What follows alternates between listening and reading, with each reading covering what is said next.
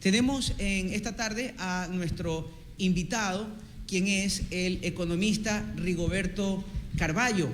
Rigoberto Carvalho se acabó de desempeñar recientemente en la función pública como gerente de Autoridad Portuaria de Manta, una de nuestras instituciones más destacadas en la localidad.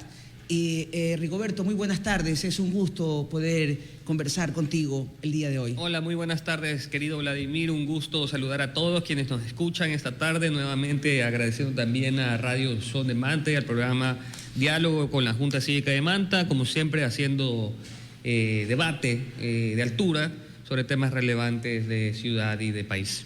Esa es la idea, Rigoberto. Hoy queremos conversar contigo, Rigoberto, un poco acerca del alcance de la planificación del Estado en las necesidades de Manabí. Un poco, Roberto, para entrar en materia con nuestro público. Rigoberto, entiendo yo, tú eres economista y tienes educación con formación pública en el grado de maestría en Corea del Sur. Háblanos un poco de qué se trató lo que tú has estudiado, Rigoberto. Sí, muchas gracias. Bueno, brevemente, he tenido un recorrido importante en instituciones públicas y también trabajando con empresas privadas. Yo me he desenvuelto en el ámbito público y privado y principalmente mi paso en la administración pública fue justamente en la Secretaría Nacional de Planificación y Desarrollo, la conocida como SEMPLADES, y ahí es un poco... Hoy conocido como Planifica Ecuador. No, ya volvió a llamarse Secretaría Nacional de Planificación, le quitaron Desarrollo. Ya les voy a contar un poco más de la historia de SEMPLADES, pero un poco esa es mi experiencia profesional es en administración pública, administración de empresas, soy un profesor empresarial, y me enfoco mucho en planificación estratégica. En Corea del Sur tuve la oportunidad de estudiar políticas públicas, políticas de desarrollo económico, y al regresar acá al Ecuador, a mi querida ciudad Manta, justamente buscamos crear ese tipo de propuestas, esos proyectos y esas políticas de desarrollo local desde las propuestas ciudadanas y obviamente desde la academia y desde la teoría. Está muy bien, Rigoberto, ¿no?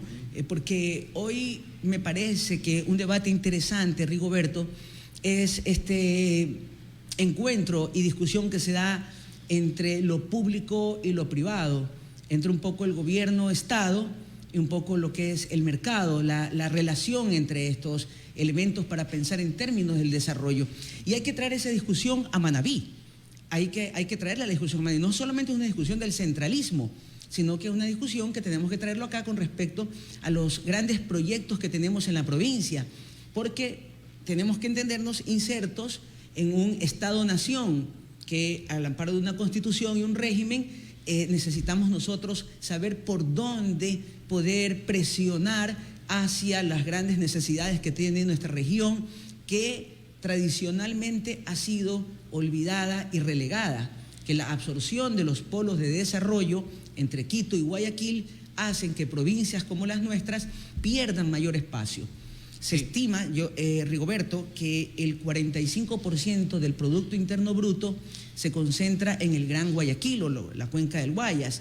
Esto es, le llaman al Gran Guayaquil, a Guayaquil, Durán, San Borondón, Daule, donde está un gran parque industrial. Y en unas notas que salían en la prensa el año pasado en propósito de las fiestas guayaquileñas, se hablaba de que concentran este 45% del Producto Interno Bruto.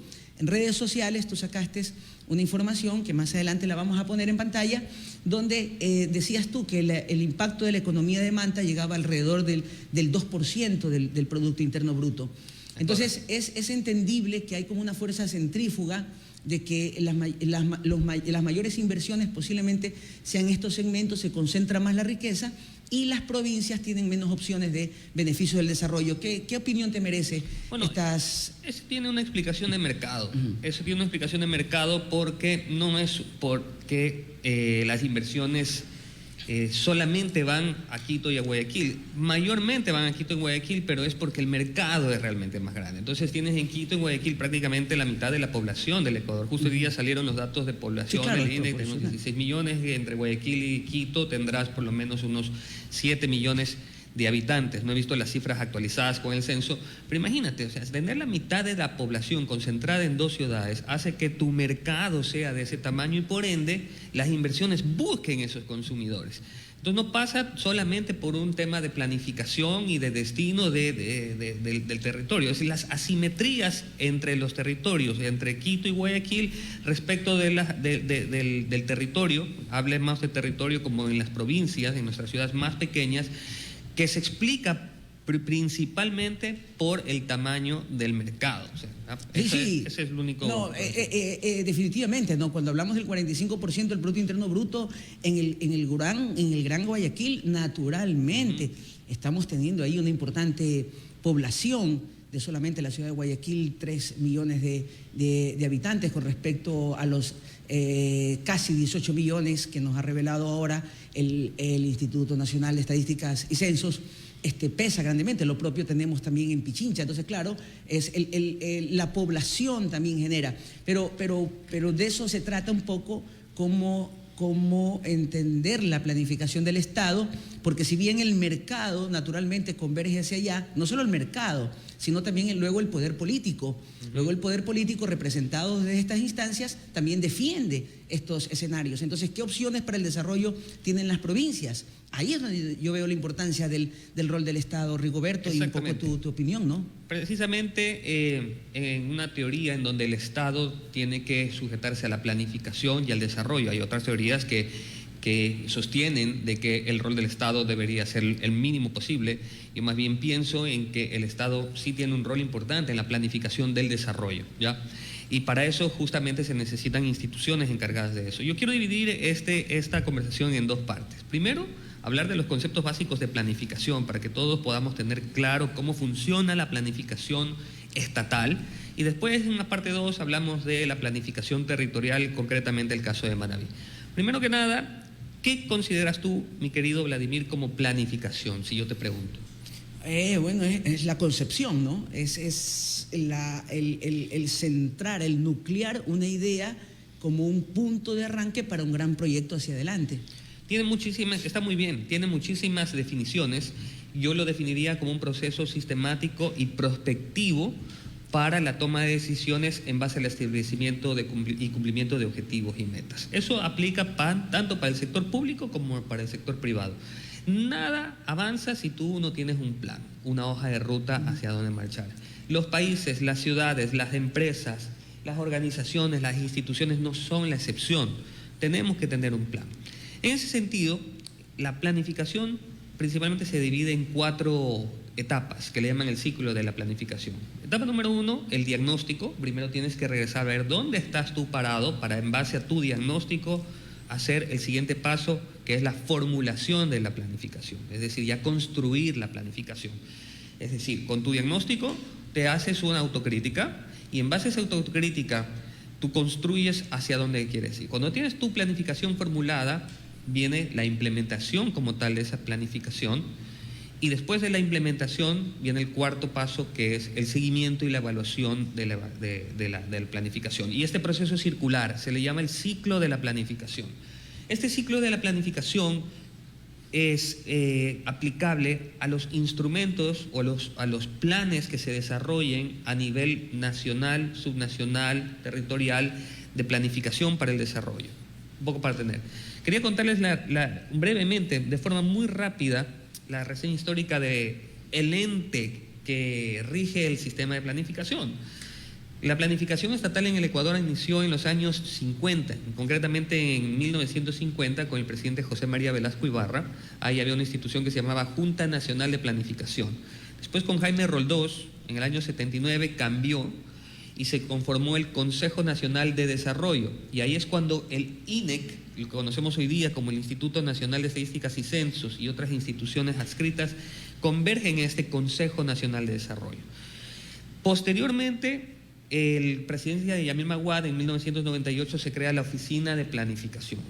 Se reduce, digamos, esa concepción de la planificación estatal desde un consejo a una oficina y obviamente la planificación estatal pierde poder.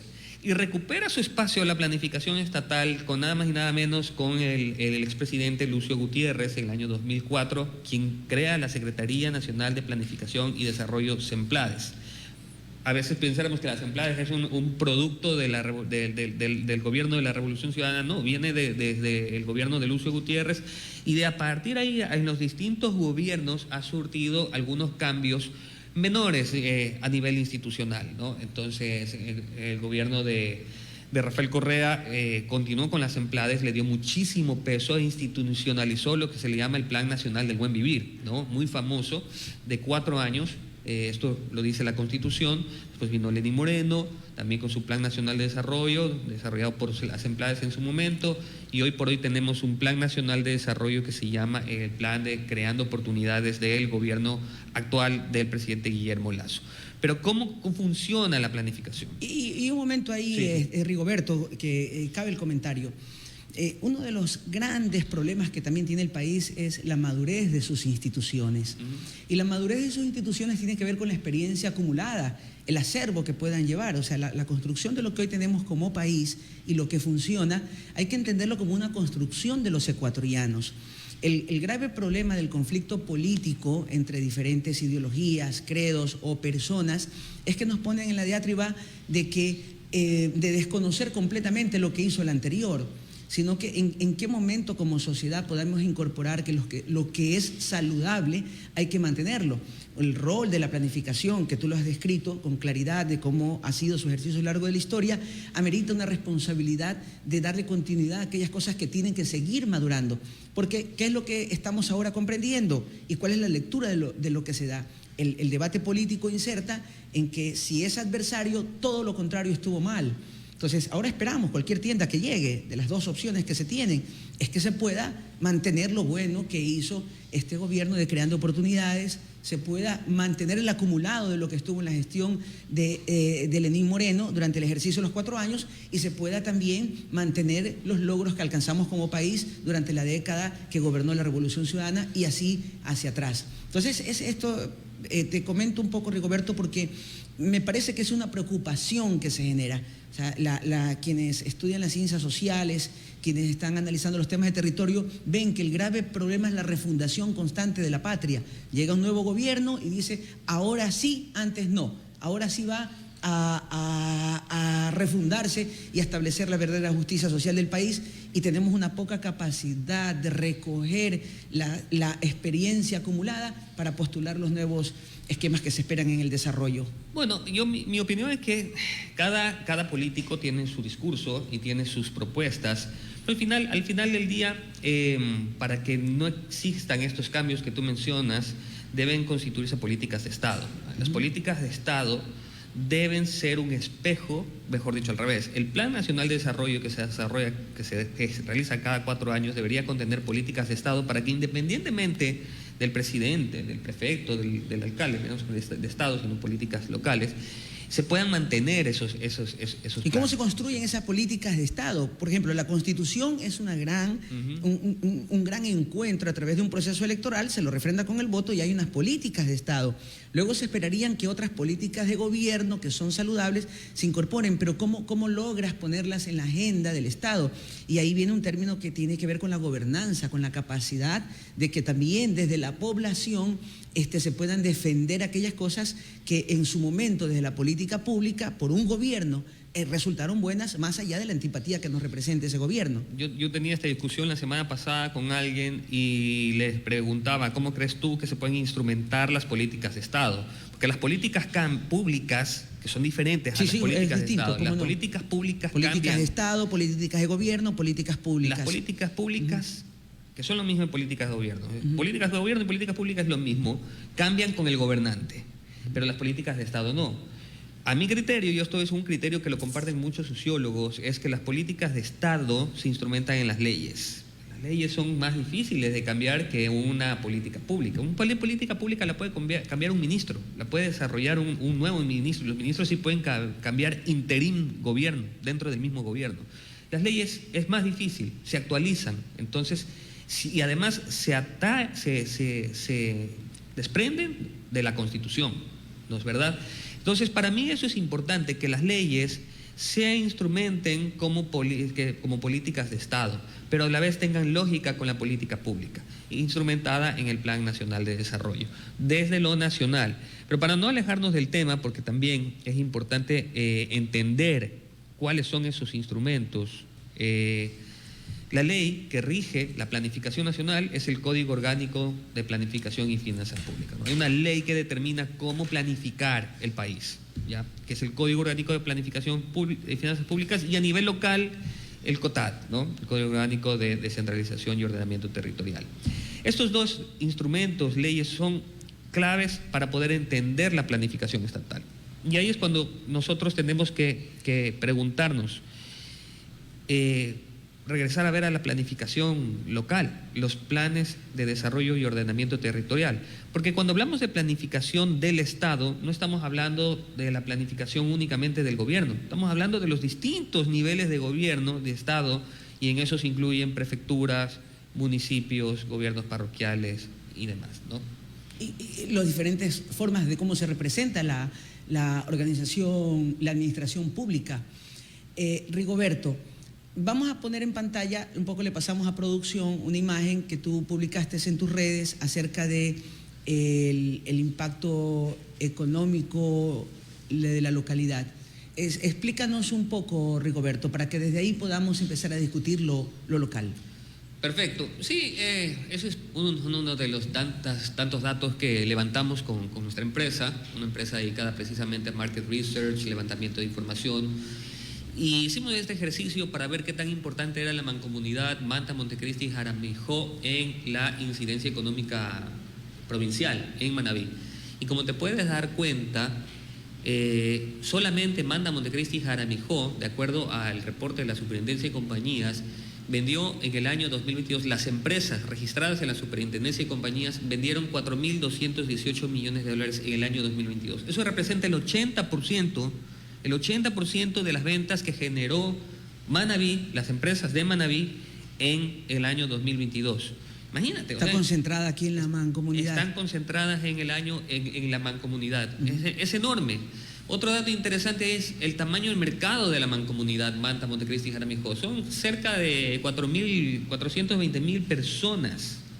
Ojo, y esto con datos del INE, del censo 2010, hay que ver cuánto es ahora. Yo pensaría que podría llegar hasta 600.000 personas, imagínense. Entonces es un tamaño de mercado muy importante, que al final del día son los consumidores, ¿no? Hablamos al inicio, las inversiones, los proyectos, ¿dónde se asientan? ¿Dónde existe la demanda? Claro, es el mercado el que las inversiones siguen al mercado. Hay una dialéctica y se alimenta el uno con el otro. Y como puedes ver ahí en las barras, en el año 2022 se generaron 1.480 millones de dólares en ventas concentradas en 9 actividades económicas. Y de esas 9 actividades económicas, al menos la mitad, o 6 de 9, ¿sí?, son relacionadas a la industria de la pesca, ¿no? Entonces eso nos dice que la industria pesquera, además de ser muy, muy importante, está altamente concentrada dentro de nuestra actividad económica productiva, al menos en la mancomunidad.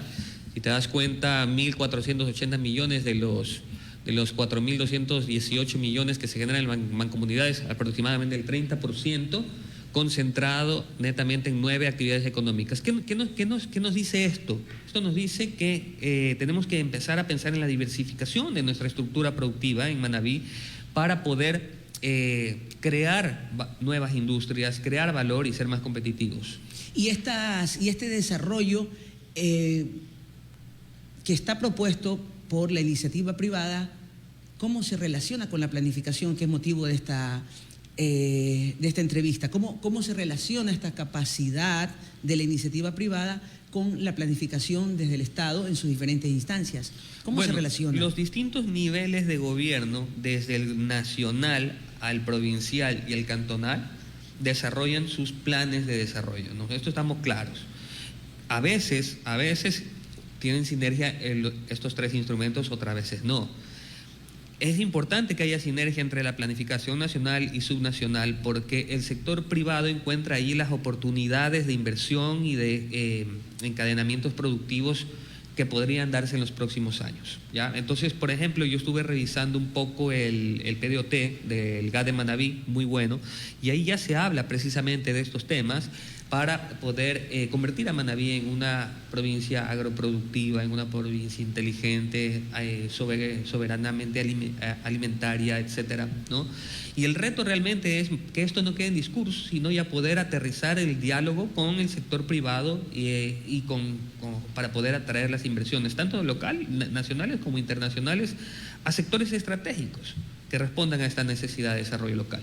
¿Y cuál sería entonces el reto de nuestra representación política en la Asamblea? ¿Cuál sería el rol que podrían jugar en esta planificación los asambleístas? Hoy se habla de una ausencia muy fuerte de los asambleístas manavitas a lo largo de muchos años y que aún perteneciendo al partido hegemónico de gobierno en su momento no tenían mayor repercusión en los grandes proyectos de la localidad. O sea, ¿qué es lo que se esperaría de este bloque de manavitas en la Asamblea? Lo primero que esperaríamos es que revisen los planes de desarrollo y ordenamiento territorial de Manabí, de la provincia, liderado por la prefectura de Manabí, y todos los planes de desarrollo y ordenamiento territorial de los cantones de Manabí. Es importante porque ahí vas a encontrar hacia dónde se planifica. A los asambleístas no les corresponde decir hacia dónde debe ir Manabí. Eso le corresponde a los niveles de gobierno. Sí, claro. Le corresponde a la prefectura y le corresponde a los cantones, a las ciudades a través de sus municipios. De sus Son ejecutivos. Así es.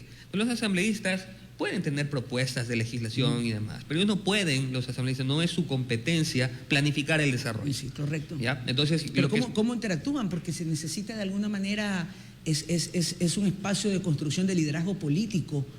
Tienen que apoyar. Y apoyar y ser veedores también. Exactamente. Porque desde el poder político, si bien no son sus competencias, pero sí tienen que señalar en qué momento no estamos cumpliendo lo que es la ruta.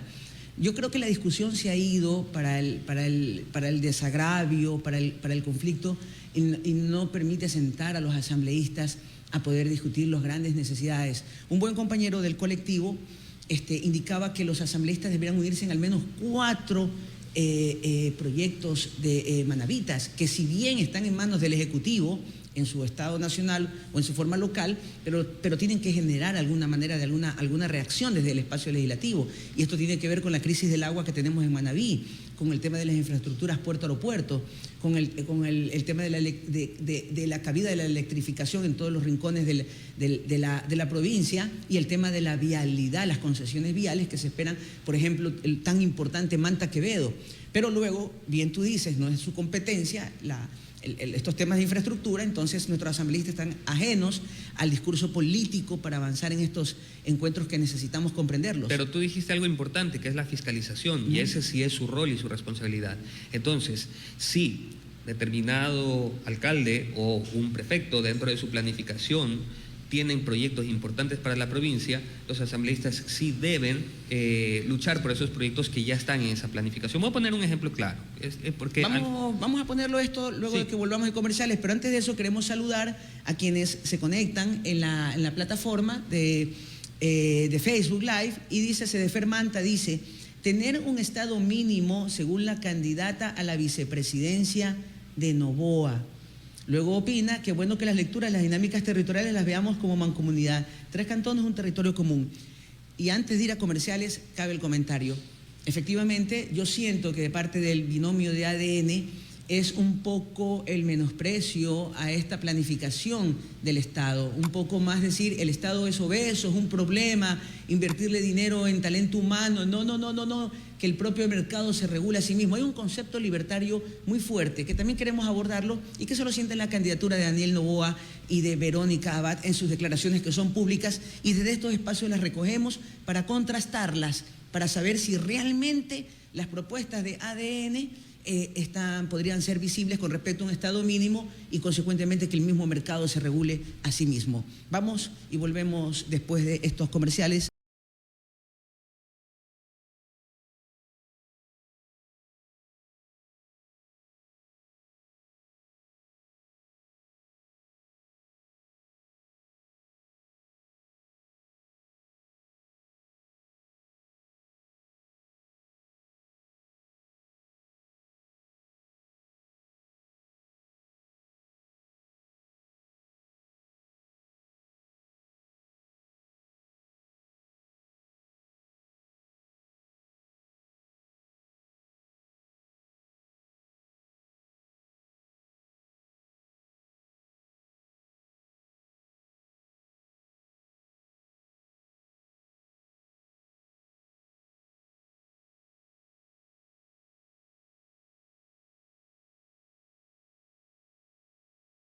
Bueno, Rigoberto, nos estabas enfocando un poco acerca de este ciclo de la inversión. Adelante, por favor. Sí, tú mencionabas antes de irnos al corte del rol del Estado en la planificación. Es algo que se ha discutido muchísimo a lo largo de la literatura académica, en las universidades y literatura económica, y yo no tengo la respuesta realmente. Ellos ya pasan por, digamos, por un criterio personal. Yo sí creo que es necesaria la planificación. No necesariamente tiene que venir desde el Estado central, ¿no? El Estado central conoce y de hecho planifica a nivel país, pero al final del día la planificación en territorio es donde se identifican realmente dónde están las necesidades de las ciudades, en la microplanificación.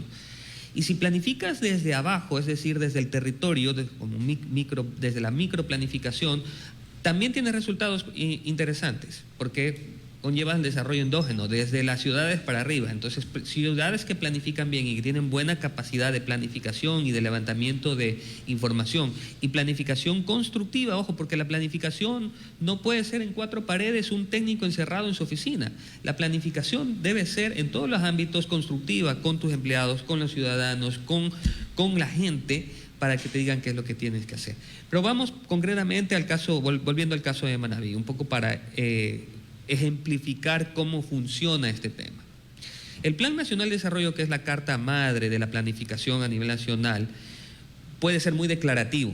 No aterriza hacia dónde va cada provincia. Eso le compete, vuelvo y repito, a los gobiernos, a los GAT, al GAT provincial y GAT cantonal.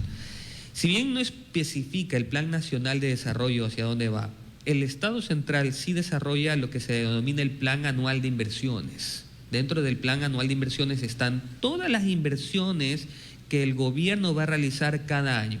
Para este año 2023, el Plan Anual de Inversiones es de 6.400 millones de dólares. ¿Cómo se construye ese Plan Anual de Inversiones? Las instituciones, mejor dicho, los ministerios del Ejecutivo levantan lo que se llama una proforma de proyectos, un banco de proyectos. Y esos proyectos que ya estén listos los envían a las empleadas, quien recoge los proyectos que estén listos, que tengan todo, y esos proyectos son susceptibles de financiamiento público, ¿ya? Vuelvo y repito, este Plan Anual de Inversiones se construye de forma anual y se construye con los ministerios del ramo. Es decir, Ministerio de Salud tiene sus proyectos, Ministerio de Obras Públicas, CENESID, SEMPLADES, cada quien presenta la proforma y postula el Plan Anual de Inversiones. Unos proyectos salen con fondo, se fondean, otros proyectos no.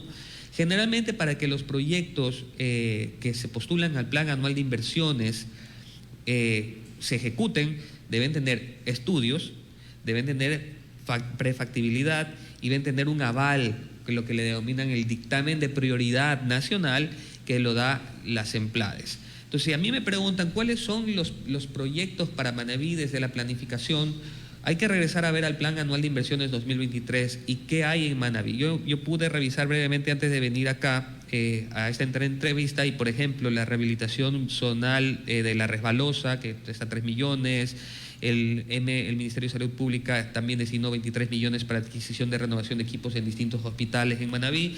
Es decir, cada ministerio en territorio, porque acordémonos que los ministerios son desconcentrados, sí, claro, tienen sus coordinaciones zonales, levantan la necesidad y postulan a nivel nacional el Plan Anual de Inversiones.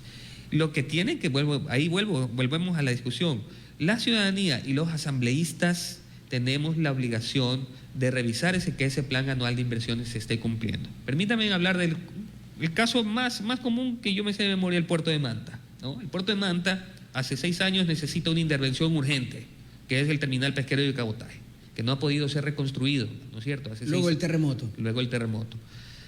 Ese puerto de Manta tenía ya un estudio y un proyecto listos para poder ser financiamiento. Tanto así que años atrás tuvo financiamiento del Banco Mundial y estaba en este Plan Anual de Inversiones. Por las razones que ya todos conocemos, que el gobierno anterior retiró, por razones económicas y de COVID, retiró esos fondos, no se ejecutó ese proyecto. Si la autoridad competente de ese proyecto, en este caso, Autoridad Portuaria de Manta, no postula ese proyecto al Plan Anual de Inversiones, olvídese que no va a haber reconstrucción del terminal pesquero en Mata. Es un caso clarito de cómo funciona el sistema de inversión pública en el Ecuador. No sé si fui claro. Sí. Es un caso muy claro.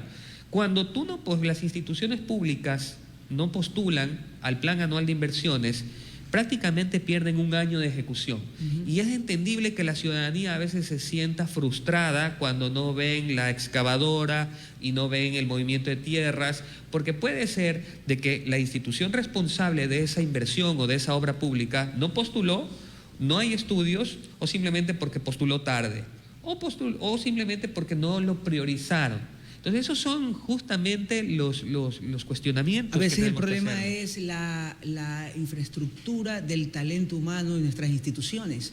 Un poco cómo logramos tener ejecutivos en esas instancias con mayores capacidades. Lo veíamos también aquí en la Municipalidad de Manta, cuántos procesos de obra pública se caían por un mal procedimiento de quienes estaban a cargo ante el portal de compras públicas. Es un tema criticado. Entonces, de alguna manera se nos pasa factura histórica del tema de ser de provincia. Así es. Y por eso se trata, Rigoberto, de que pensemos que esta provincia tiene que surgir con talento humano, gente que pueda prepararse, que pueda formarse en la administración pública y que pueda repensar a la sociedad.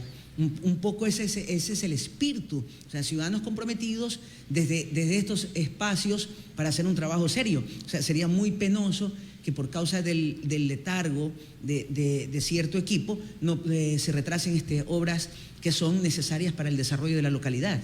Así es, así. El rol de la ciudadanía en ese sentido, vuelvo y repito, es importantísimo, conmovedor de que los proyectos se plasmen primero en un instrumento de planificación, dependiendo cuál sea territorial o nacional, y además de que el Ministerio de Ramo, ejecutor, lo implemente. Hablando netamente de inversión del gobierno central. Y los líderes ahí, Rigoberto, mira, y ahí en lo que tú estás diciendo, y ahí juega un rol muy importante la prensa, los gremios, la sociedad civil organizada. Alguna vez conversábamos contigo el tejido social. Esa sociedad civil organizada tiene gremios especializados por colegios de profesionales que en el ámbito de este gran propósito de la inversión pública y que se articula desde los territorios son los llamados a ser veedores naturales de los intereses de la localidad, son los profesionales. Entonces necesitamos reforzar estas organizaciones sociales.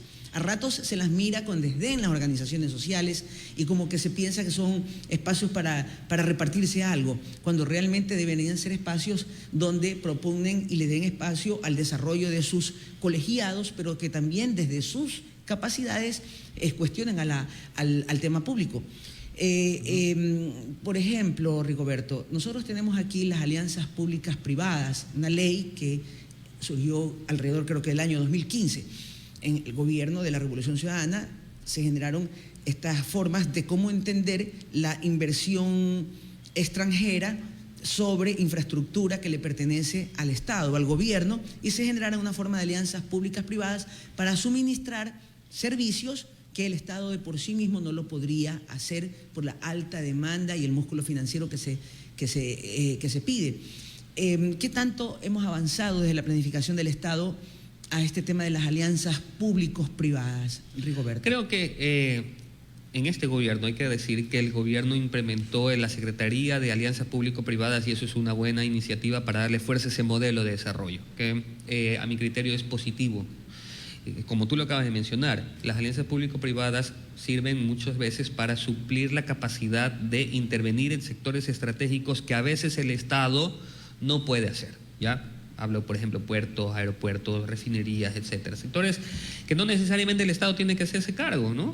Entonces, sí creo que hemos avanzado, aún no a pasos agigantados, porque en Latinoamérica tienes sistemas ya, ni siquiera modelos, sistemas implementados de alianzas público-privadas muy avanzados. En Chile, por ejemplo, Uruguay está en buen camino también a hacerlo, Brasil, y creo que nos falta muchísimo, ¿no? Pero para transitar aquello, vuelvo y repito, ¿quién dice hacia dónde vamos como país?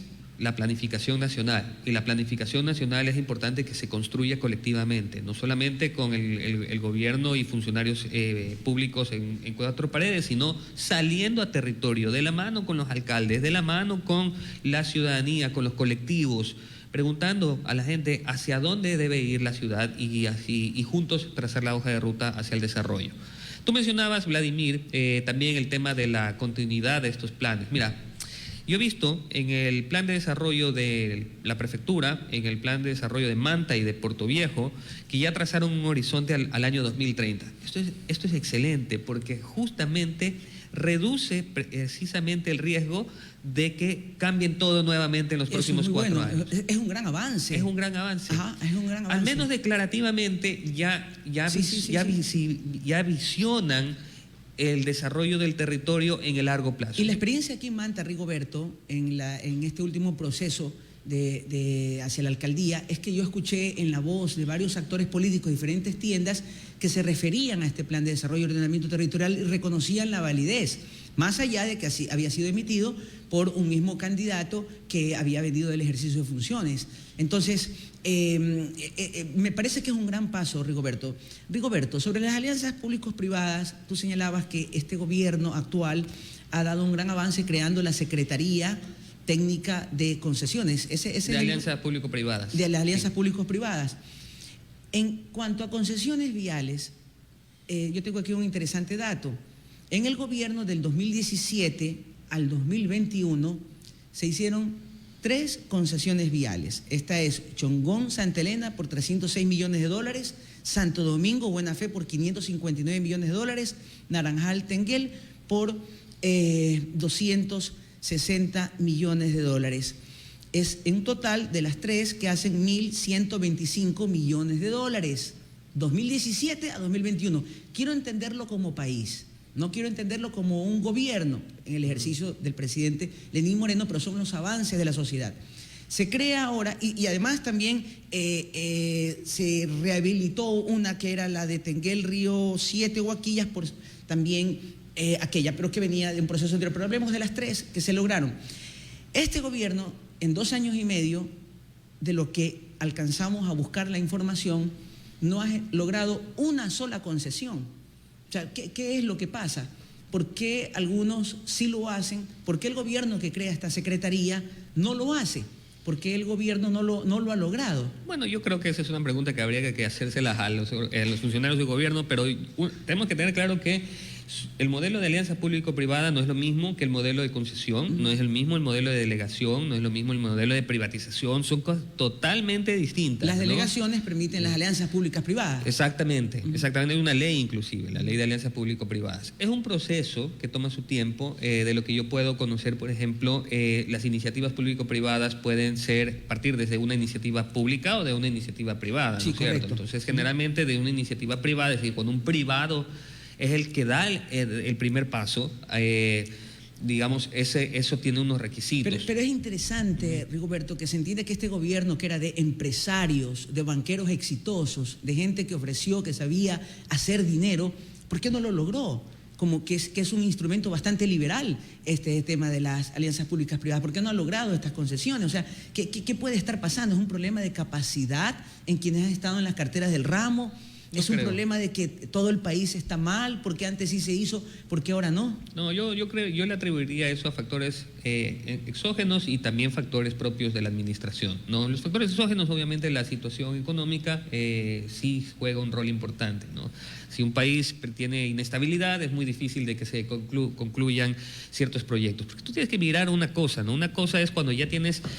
Vuelvo y repito, esto no es tan rápido. Tú puedes tener, y esto lo saben, digamos, los expertos en el tema, yo no soy experto en este tema, pero lo que sí puedo decir es que tú tienes contratos de inversión y tienes ya la inversión privada. Y yo entiendo de que los contratos de inversión son, digamos, intenciones de invertir en el Ecuador o compromisos de inversión previos a realizar como tal una inversión. Y en eso sí entiendo que el gobierno actual, no es por defenderlo, sino que sí se han firmado varios acuerdos de inversión que obviamente tienen que ejecutarse. Si no se ejecutan esos acuerdos de inversión o contratos de inversión, pues ahí sí sería definitivamente un fracaso, ¿no? Es como tener una carta de intención para poder invertir y al final la inversión no se da. Bueno, y esperemos que se haga, ¿no? Porque realmente tenemos que pensar que en ese sentido lo que gana es el país. Así es. ¿Qué es el discurso en el cual desde algunos sectores nos hemos aupado?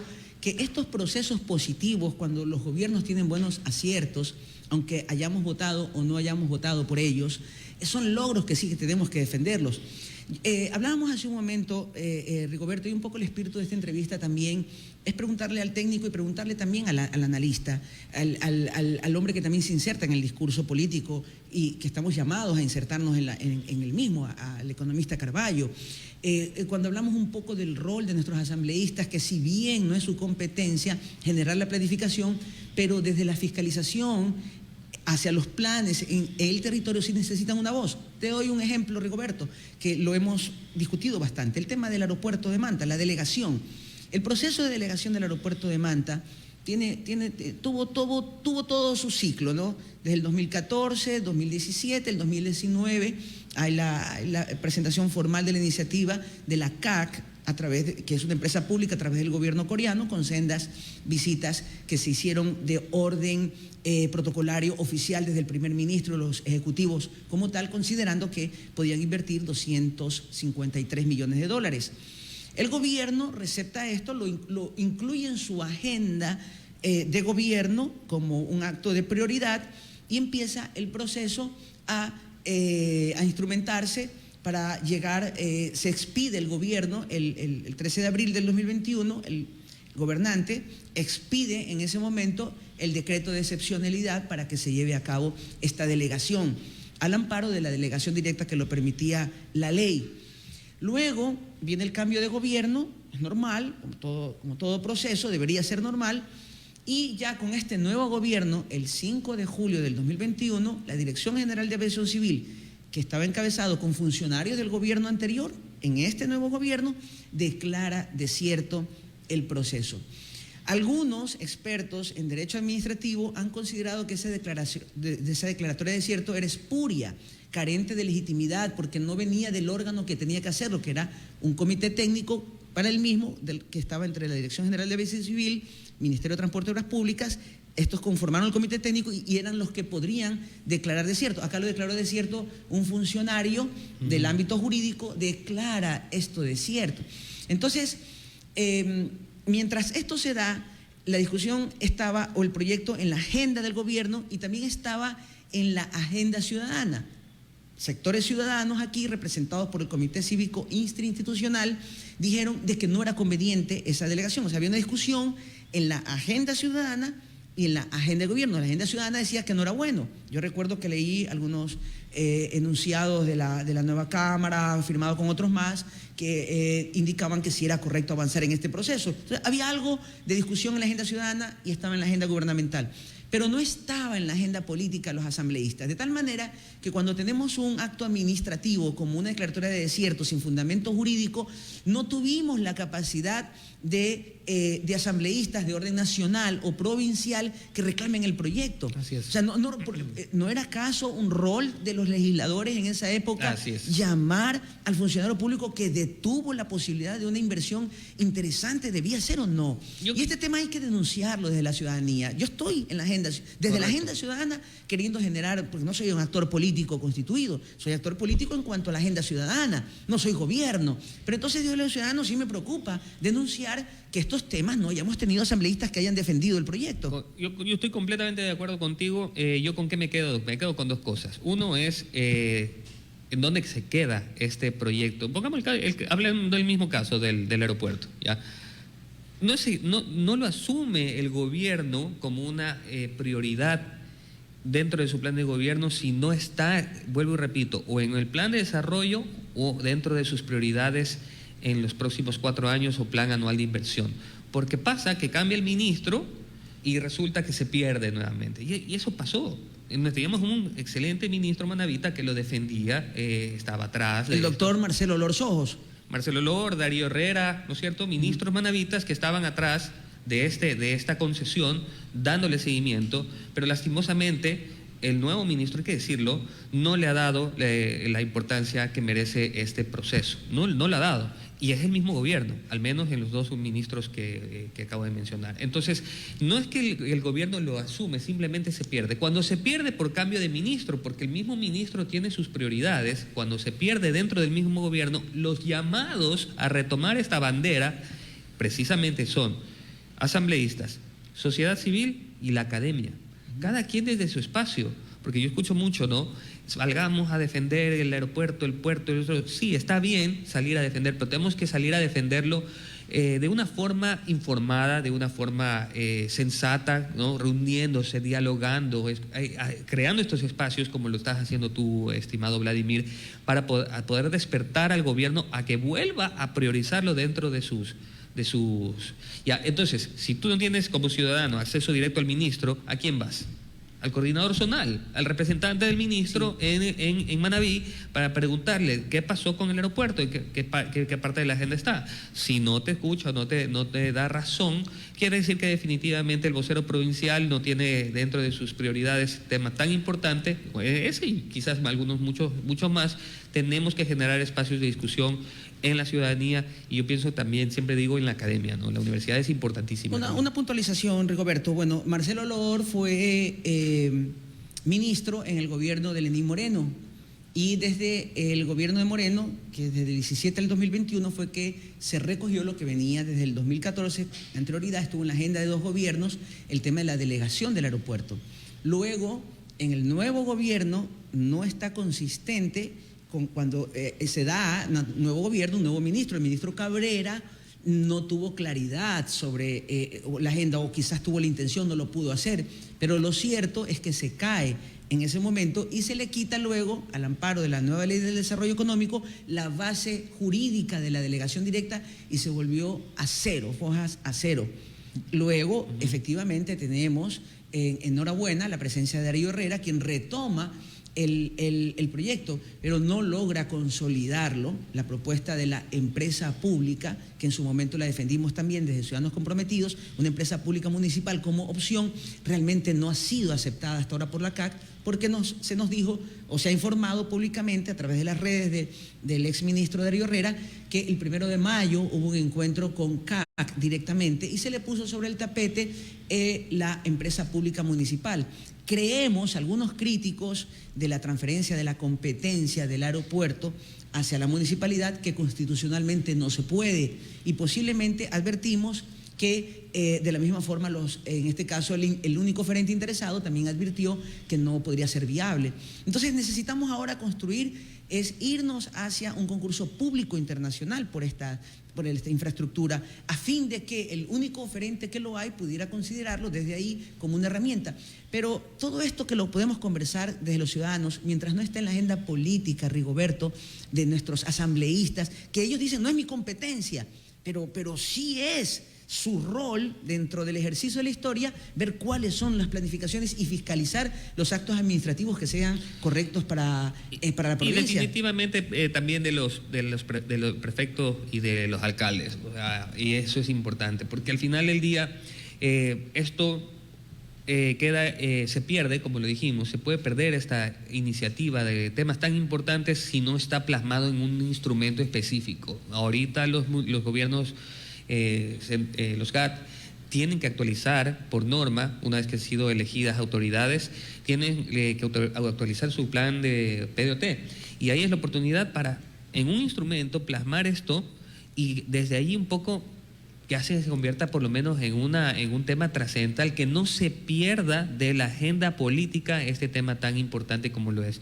Me pregunto, por ejemplo, los candidatos a la presidencia. Yo sé que el país. No hemos escuchado un pronunciamiento de ninguno de los dos lados de la candidatura a las presidencias con respecto a este tema de la delegación del aeropuerto. No tenemos un. Es que probablemente no lo público tienen dentro de su radar. No los culpo. Sus bases de Manabí no lo han insertado. Exactamente. Las bases. ¿Dónde están las bases para que le digan, oiga, usted viene a Manabí, estos temas son importantes? Si las mismas bases no tienen idea cuál es la necesidad de inversión en Manabí, entonces porque con razón esos candidatos a lo mejor no tienen dentro de su radar esas importantes necesidades. Veo mucha improvisación en ADN, Rigoberto. Me preocupa mucho. Me preocupan los postulados que se esgrimen desde la tarima. Me parece que la otra opción por lo menos tiene un arrastre de una estructura con algo de planificación. Me tiene muy preocupada la posibilidad del acceso de Daniel Noboa y Verónica Abad al poder. Bueno, cualquiera de las dos opciones que tenemos nosotros los ecuatorianos, ojalá les vaya bien. El éxito de cualquiera de los dos es el éxito del Ecuador. Sí. Definitivamente el problema fundamental del país es la inseguridad, la violencia con la que estamos viviendo, y yo creo que en 1 año y medio no vamos a terminar de planificar las prioridades nacionales. De hecho, el Plan Nacional de Desarrollo actual está vigente hasta el año 2025.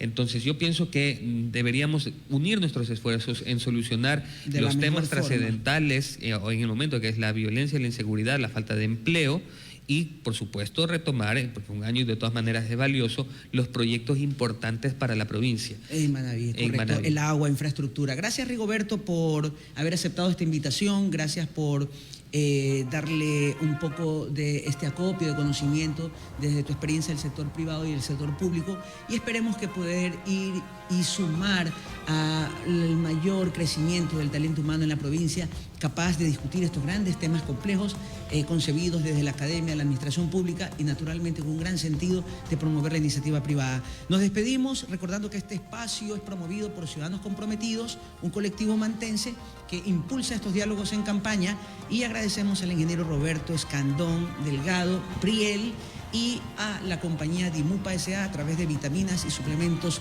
True Life. Nos vemos el día de mañana con nuestros próximos invitados. Muchas gracias a todos. Buenas tardes.